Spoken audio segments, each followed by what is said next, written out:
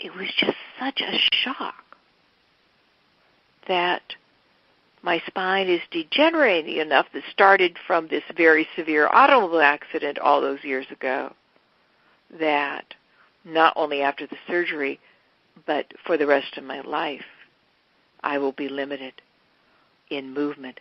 The mind does not like this. And I got home, and I had been at the doctor for hours, and I was exhausted, and I just ate dinner and crawled into bed and turned it over to life. Okay, what are you showing me here? What am I to learn? And so I woke up in the middle of the night from the pain, and of course there's the resistant mind. No, no, no, no, no, no, no. You know, I want this all to go away. You know, this is too much. I can't stand this anymore. You know, my life is over as I know it, and so on and so forth. And then curiosity kicked in. Oh, dear sweet mind, I see you're scared. Of course you're scared.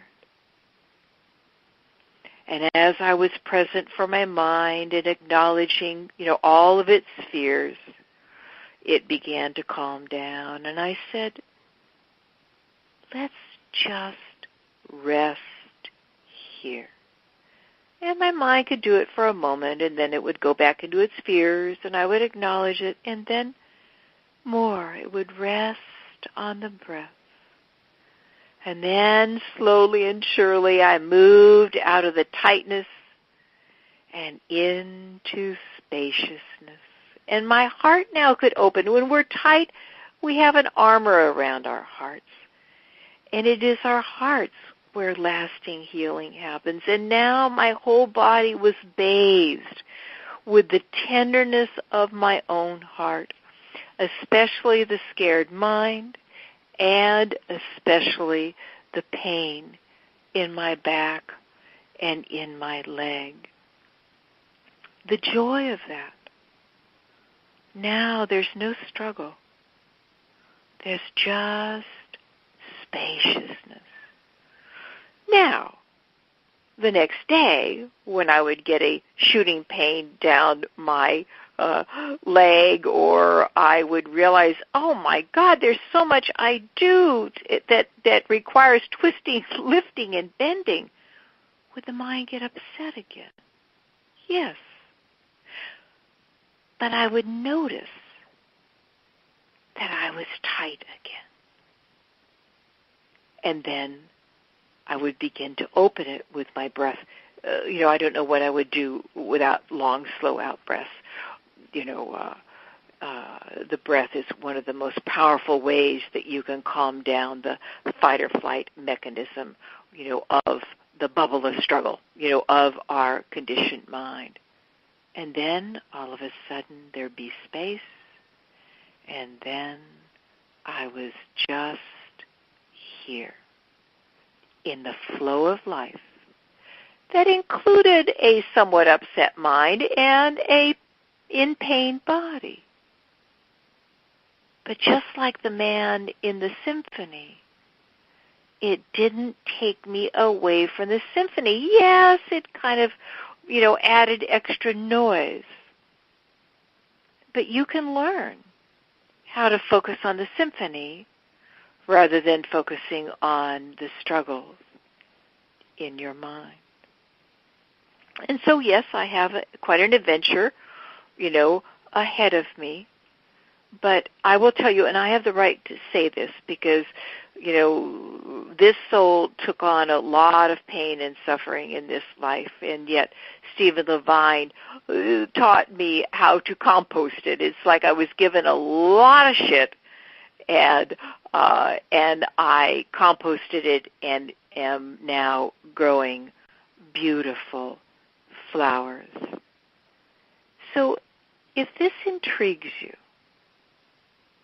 if this way of being with life calls to you, there's a pretty good chance the mind is saying right now, how do I do this? And notice, that causes you to tighten. And so again, I invite you to just soften your belly and allow a couple of long, slow out breaths. And no, the mind can't do this.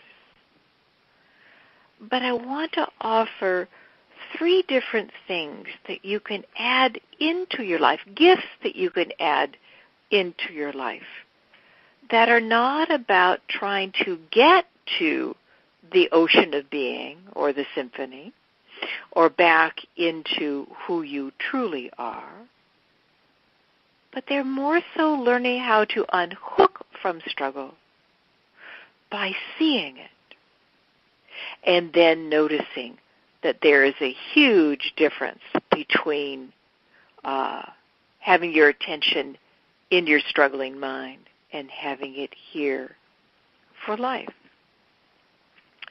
So the first thing I offer you, we've already been doing a little bit of it, is these long, slow out-breaths. Oh, we've heard so much about how powerful breath is and how much we need a breath practice, but if you watch that very carefully, you'll see that it turns into effort. When you try to calm yourself by taking deep breaths, you only create more stress in your system. But again, allow a long, slow out-breath and feel the deliciousness of this. There's no effort.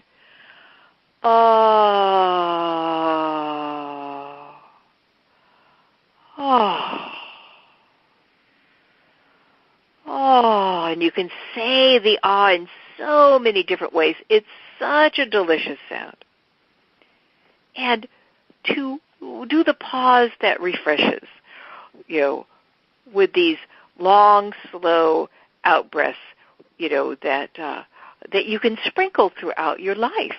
Our momentum of busyness is so great that it can be helpful to connect it with something like get the Insight timer and have it gong every hour, and then when it gongs, you do a long, slow out-breath, or you connect it with you go to the water fountain or the coffee machine a number of times throughout the day, and you have prompted yourself to, before you take that drink, to allow a couple of long, slow out-breaths, or before your phone rings, or when a commercial comes on the television. And then open to the truth of this moment.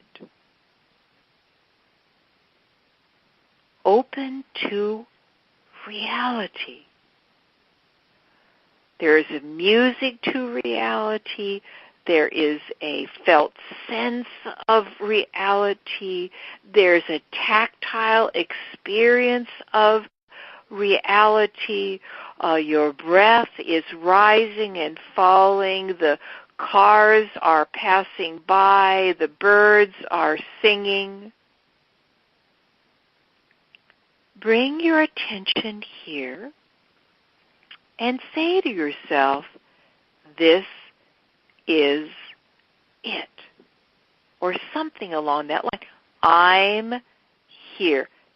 You may only be able to be here for a split second. We've only lived inside of our minds for decades. And so know that just moments of being here, even if the mind takes back over again and you can't even figure out what being here is all about, that moment of just noticing the song of the bird or your furnace turning on, or you actually feel the sensations of your breath rising inside of you, opening and lifting you from the inside, and how the breath just relaxes you on the out-breath. Those moments make a difference. And do not be dismayed by how much you will go right back up into your stories about life. But that's okay. Humanity has only been lost in the storyteller for about 1 million years. Know that these moments matter. Do not let the mind say, I'm not here enough.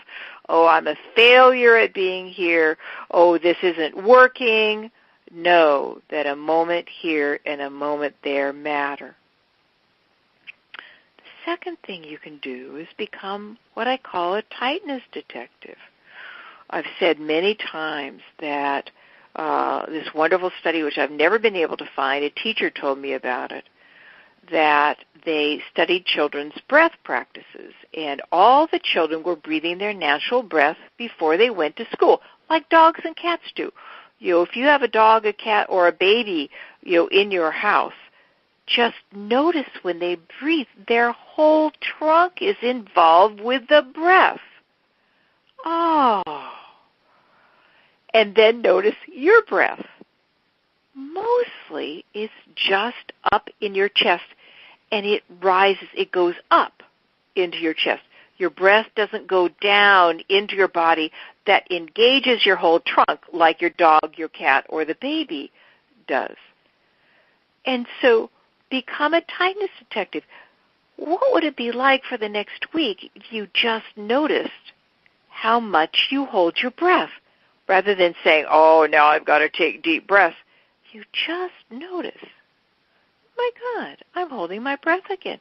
I'm watching my favorite TV program, and I'm holding my breath. There's a commercial about, car insurance, and I just slightly wrecked my car, and they don't have insurance. We hold our breath.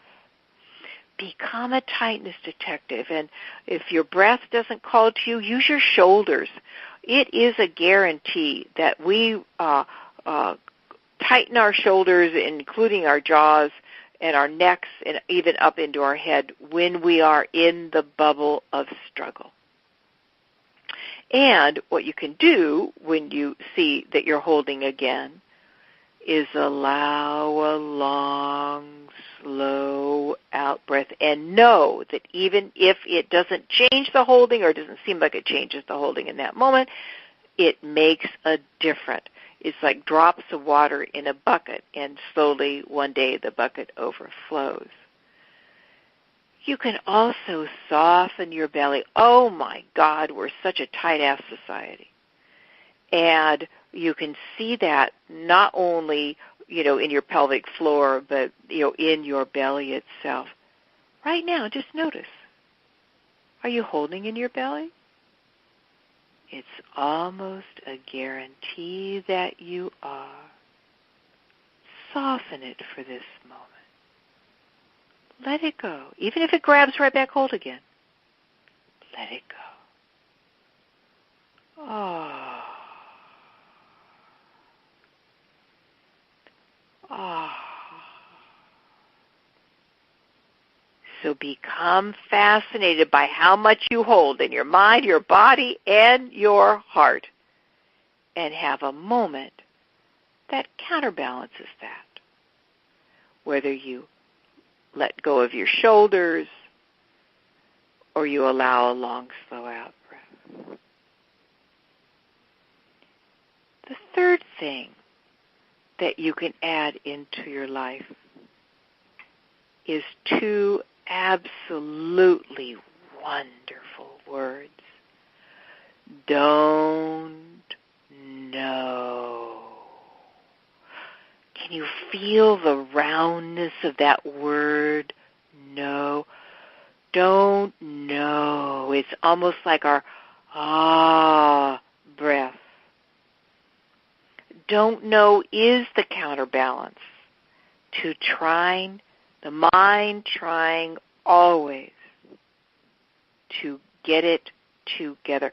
We're so busy trying to be together. We're so busy trying to be someone. We're so busy trying to be successful. We're so busy trying to look the right way that we have lost completely our connection with our naturalness. We have lost completely the truth that we are not only okay exactly as we are, no matter what kind of mind you have, no matter what kind of emotional nature what you have, no matter what your body looks like or what kind of health it has, you are